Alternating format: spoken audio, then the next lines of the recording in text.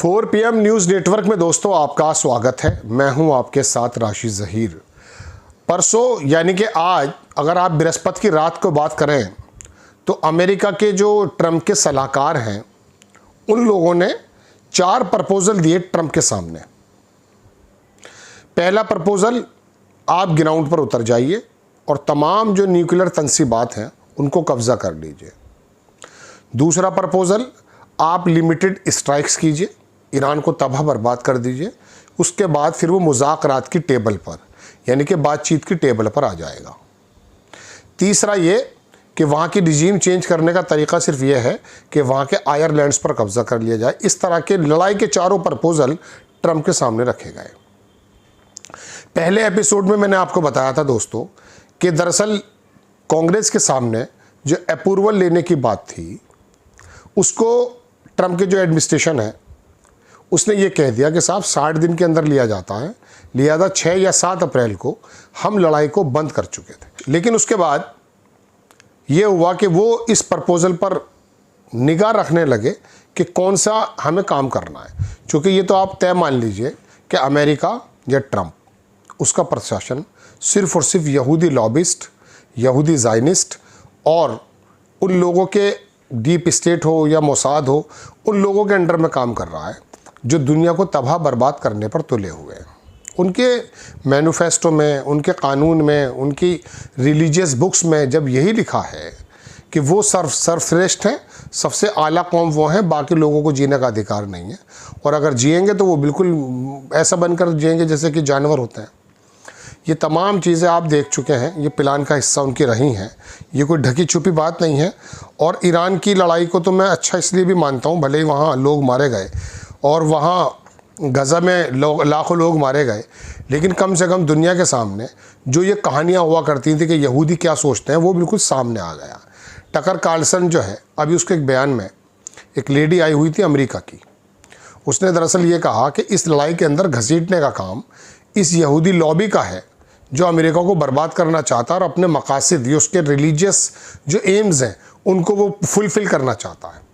चलिए, वो तो बात हो गई अलग। अब हुआ ये कि बात ये थी कि परसों ही ये कहा था ट्रंप ने कि ईरान की तरफ से एक प्रपोज़ल आ रहा है, मैं उसका इंतज़ार कर रहा हूँ। वो प्रपोज़ल आया जिसको ट्रंप ने रद्द कर दिया। इस प्रपोज़ल के अंदर क्या क्या पॉइंट्स हैं डिटेल में कहीं छपे नहीं हैं, लेकिन ईरान की IRNA एक एजेंसी है, उसने कुछ छापा है और उसने बताया कि न्यूक्लियर्स की बात को जो ये मुखौटा बना करके काम करना चाहता है ट्रंप, दरअसल इसका मकसद तो स्टेट ऑफ हॉर्मज़ और वहाँ का तेल और वहाँ की तंसीबात और वहाँ की रिजीम है। लेकिन हमने जो पहले चीज़ें दी थी ईरान ने उसको थोड़ी सीक्वेंस वाइज चेंज कर दी, लेकिन बात वही है कि पहले आप ब्लॉकेट खोल दीजिए, फिर हम स्टेट ऑफ हॉर्मज़ खोल देंगे। अब ये कि स्टेट ऑफ हॉर्मज़ हम खोल रहे हैं, आप ब्लॉकेट खोल दीजिए, ऊपर नीचे कर दिया गया है। लेकिन बाकी और न्यूक्लियर की जहाँ तक बात है उसके बारे में तो मैं आपको बताऊं दोस्तों, दरअसल लड़ाई न्यूक्लियर की है ही नहीं, ईरान तो पहले ही बता चुका था। तो उस प्रपोज़ल को फ़िलहाल ट्रंप ने रद्द कर दिया है। मैं आपको जो अमेरिका के न्यूयॉर्क पोस्ट वगैरह, न्यूयॉर्क टाइम्स वगैरह, उनकी कुछ खबरें दिखाता हूँ, आप मेरे साथ कुछ देर बने रहिए। आप देखेंगे दोस्तों, पहली खबर ये देखें आप कि Trump not satisfied with Iran proposal on ending वार।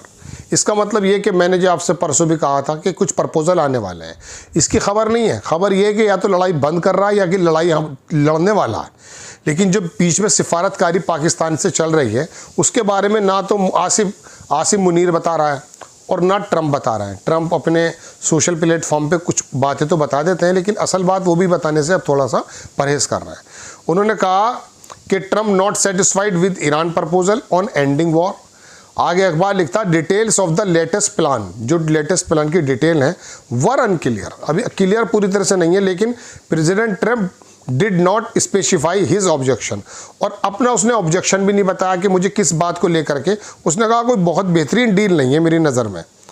ये लिखा है दोस्तों कि इस्लामिक रिपब्लिक न्यूज़ एजेंसी जो है, जो मैंने IRNA अभी कहा आपसे, उसी की बात बता रहा हूँ। उसने gave no detail on the content, उसका प्रपोजल के कंटेंट पर कोई डिटेल नहीं है, लेकिन ये कहा है कि it was sent to Pakistani mediators on Thursday के अंदर भेजा, जो उसको कल मिला है।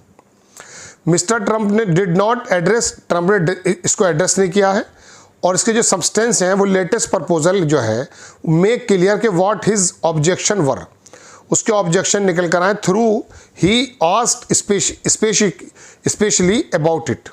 नीचे अगर आप देखेंगे हरे रंग में जो मैंने किया हुआ है स्टेप अंडरलाइन, इसमें लिखा कि प्रपोजल जो है ये भी ऑफर किया कि more flexibility on the sequences of steps, जो स्टेप्स मैंने आपको बताया तो उनको आगे पीछे किए हैं।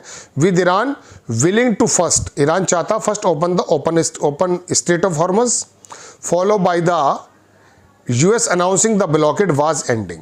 पहले हम स्टेट ऑफ हॉर्मज खोल देते हैं, बाद में वो ब्लॉकेड को खोल देगा, लेकिन ईरान की समझ में ये आया नहीं है। अब देखें आप, ईरान ने ऑफर किया new response on draft peace deal, Trump not satisfy. ये दूसरे अखबार की खबर मैं आपको दिखा रहा हूँ जिसको बराक रेविड है उसने लिखा है।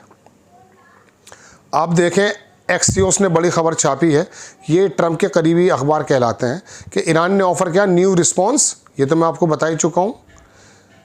और दोस्तों बात यह है कि ये 60 दिन का अब उसको वो भी नहीं चाहिएगा। ये 2-3 खबरें मैंने आपको बताई, लेकिन अब लड़ाई की तरफ एक खबर और दिखा देता हूँ मैं आपको।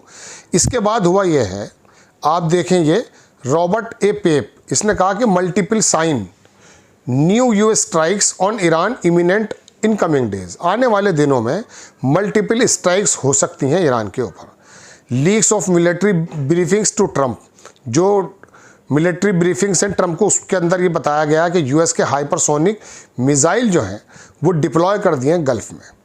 3 यूएस कैरियर्स जो हैं वो पहले से ऑलरेडी मौजूद हैं, और यूएस की जो ईरान टॉक है वो गोइंग नाउ वेयर, चल तो रही है, लेकिन ईरान के ऊपर अपनी, ये देखिए नक्शा भी किसी ने डाला है कि strong indicators on attack on Iran likely imminent. ये पूरा नक्शा है जो इंग्लैंड की यूके की तरफ से एक भारी जमावड़ा जहाज़ों का लड़ाकू विमान का गल्फ की तरफ जा रहा है। इसका मतलब यह है कि ईरान ने जो प्रपोजल दिया है उसको ट्रंप मान रहा है। ट्रंप तो मानने को तैयार है, उसको सिर्फ फेस सेविंग चाहिए। लेकिन मसला क्या है दोस्तों कि ट्रंप, हकीकतन बात यह है, अमेरिका की राष्ट्रपति की गद्दी पर तो बैठा है, लेकिन अब दुनिया ने देख लिया है कि अमेरिका की राष्ट्रपति की गद्दी पर बैठा हुआ शख्स किस तरह से पिट्ठू बन जाता है उन यहूदियों का, उस ज़ायनिस्ट लॉबी का, जो दुनिया के अंदर ये तय करती है कि कौन सी बीमारी कब आएगी, कितने लोग कम मरेंगे, कौन सा सोमालीलैंड बनाया जाएगा, कौन सी सरकार बनाई जाएगी, कौन सी सरकार हटाई जाएगी। मैंने आपको लगभग 1 साल पहले एक खबर बनाई थी, उसमें मैंने अपना टाइटल ये रखा था कि क्या आप ये समझते हैं कि आपकी वोट से सरकार बनती है? बनती तो आपकी वोट से ही है, लेकिन आपकी वोट को इन्फ्लुएंस करने का जो पूरी दुनिया की मीडिया का तरीक़ा है और लड़ाइयाँ, आंदोलन, इससे जो आप इन्फ्लुएंस होते हैं वो तय करते हैं कि दरअसल आपकी वोट कहाँ जाएगी, और फिर ये सरकार ले आते हैं। इनकी मशीनरी के अंदर बड़ी ज़बरदस्त पकड़ है, और ये अमेरिका के अखबारों में पहले आ चुका है कि हम कई मुल्कों की सरकारों को उलट पुलट हो चुके हैं। आप क्या समझ रहे हैं इमरान खान अपने आप जेल में है? नहीं। आप क्या समझते हैं इब्राहिम रईसी अचानक मर गया? नहीं, सब कुछ प्री प्लान्ड है। जय हिंद।